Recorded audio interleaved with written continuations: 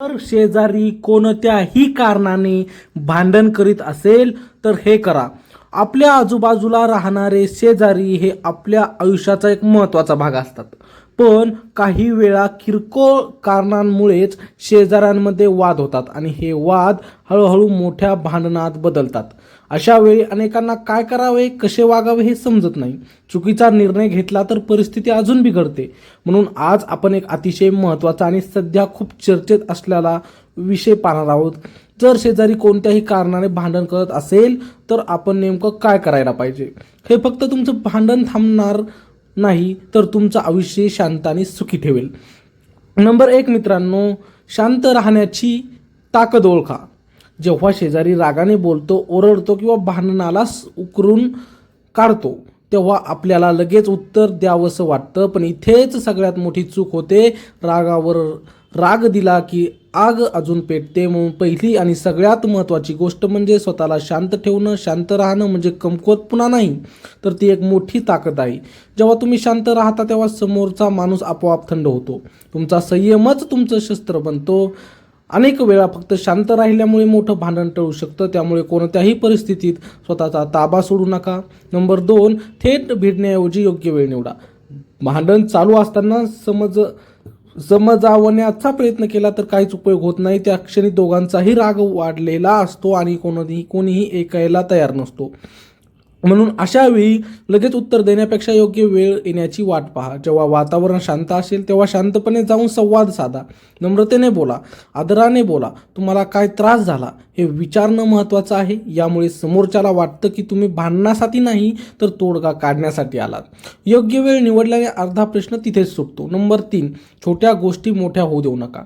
बहुतेक भांडण ही अगदी छोट्या कारणांमुळे सुरू होतात.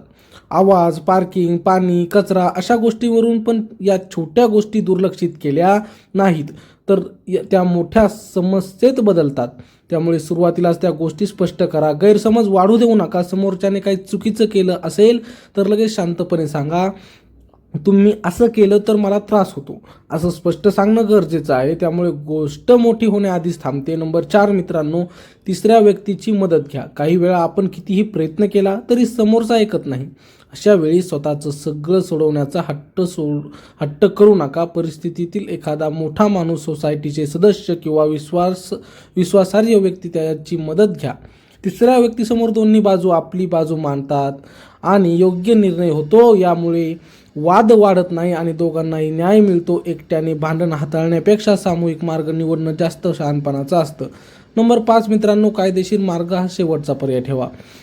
जर परिस्थिती खूपच बिघडली आणि समोरचा वारंवार त्रास देत असेल, धमक्या देत असेल तर मग कायदेशीर मार्ग वापरणं आवश्यक होतं. पण हे पाऊल शेवटीच उचलावं. आधी संवाद, समजावणं, मध्यस्थी हे सगळं करून पहा. काहीच उपयोग झाला नाही तरच तक्रार करा. कारण एकदा गोष्ट कायद्यापर्यंत गेली की संबंध पूर्णपणे तुटतात. त्यामुळे विचार करूनच हा निर्णय घ्या. नंबर 6 मित्रांनो, स्वतःचा स्वाभिमान जपा पण अहंकार टाळा. शांत राहणं म्हणजे सगळं सहन करणं नाही. तुमचा स्वाभिमान तितकाच महत्त्वाचा आहे. कोणी चुकीचं वागलं तर त्याला योग्य मर्यादेत उत्तर द्यायलाच हवं. पण हे करताना अहंकार येऊ देऊ नका. मीच बरोबर आहे हा हट्ट सोडा. समजूतदारपणा ठेवा. काही वेळा थोडं झुकणं म्हणजे हार नाही तर नातं वाचवणं असतं. जे लोक हे समजतात तेच आयुष्यात शांत राहतात. नंबर 7 मित्रांनो, शब्दावर नियंत्रण ठेवा. भांडणात सर्वात जास्त नुकसान कोण करतं तर ते शब्द. एकदा चुकीचा शब्द तोंडातून निघाला की तो परत घेता येत नाही. अनेक वेळा भांडण कारणामुळे नाही तर बोलण्याच्या पद्धतीमुळे वाढतं. त्यामुळे राग आला तरी अपमानास्पद, टोचून बोलणारे किंवा दुखवणारे शब्द वापरू नका. तू नेहमीच असाच असतोस किंवा तुझ्यासारखा वाईट कोणी नाही असे शब्द समोरच्याला अजून चिडवतात. त्याऐवजी साधं, स्पष्ट आणि आदराने बोलणं निवडा. तुमचे शब्द शांत असतील तर परिस्थिती आपोआप नियंत्रणात येते. नंबर 8 मित्रांनो, भूतकाळ उकरून काढू नका. जेव्हा एखादं भांडण होतं तेव्हा अनेक लोक जुन्या गोष्टी काढायला सुरुवात करतात. मागच्या वेळीही तू असंच केलं होतंस, अशा गोष्टी बोलण्याने भांडण आणखी मोठं होतं. जुन्या चुका पुन्हा सांगितल्याने समोरच्याला त्रास होतो आणि तो अजून आक्रमक होतो. त्यामुळे जे चालू आहे त्यावरच बोला. जुन्या गोष्टी विसरून पुढे जाणं हेच शहाणपणाचं लक्षण आहे. नंबर 9 मित्रांनो, स्वतःची चूक मान्य करण्याची तयारी ठेवा. प्रत्येक वेळेस समोरच्याचं चुकीचा असतो असं नाही. काही वेळा आपली ही चूक असू शकते. अशा वेळी ती मान्य करणं खूप मोठेपणाचं काम आहे. हो, माझ्याकडून चूक झाली असं म्हणायला शिका.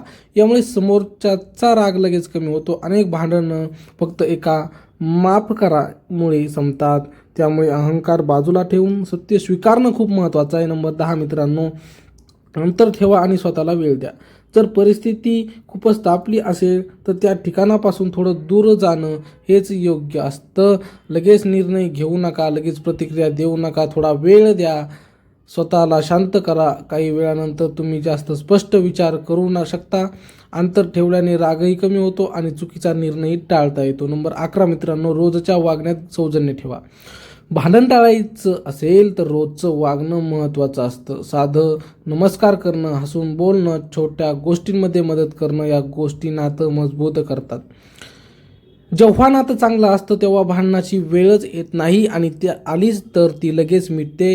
त्यामुळे रोजच्या आयुष्यात चांगुलपणा ठेवणं ही मोठी गुंतवणूक आहे. नंबर 12 मित्रांनो, स्वतःचा विचार बदलला तर जग बदलतं. शेवटी सगळ्यात मोठी गोष्ट म्हणजे आपला दृष्टिकोन. आपण जर प्रत्येक गोष्टीत वाद शोधत बसलो तर भांडण कधीच थांबणार नाही. पण आपण जर समजून घेण्याचा प्रयत्न केला तर दुसऱ्याच्या जागी स्वतःला ठेवून विचार केला तर अनेक गोष्ट सहज सुटतात. जग बदलण्यापेक्षा स्वतःचा विचार बदलणं सोपं आहे आणि जेव्हा तुम्ही बदलता तेव्हा तुमचं वातावरणही बदलायला लागतं. शेजाऱ्यांशी भांडण करणं खूप सोपं आहे, पण ते टाळणं ही खरी कला आहे. जो माणूस स्वतःवर नियंत्रण ठेवतो, समजूतदारपणे वागतो आणि योग्य वेळी योग्य निर्णय घेतो तोच खरा जिंकतो. आयुष्यात शांतता हवी असेल तर वाद कमी करा, संवाद वाढवा आणि नात्यांना जपा. कारण शेवटी चांगले शेजारी हेच खऱ्या आयुष्यातलं सर्वात मोठं सुख असतं. मित्रांनो, तुमचा शेजारी कसा आहे कमेंटमध्ये आम्हाला नक्की सांगा. आणि असेच नवनवीन व्हिडिओ पाहण्यासाठी चॅनलला सबस्क्राईब करायला विसरू नका. धन्यवाद. भेटूया पुढच्या व्हिडिओमध्ये. तोपर्यंत लाईक, कमेंट, सबस्क्राईब नक्की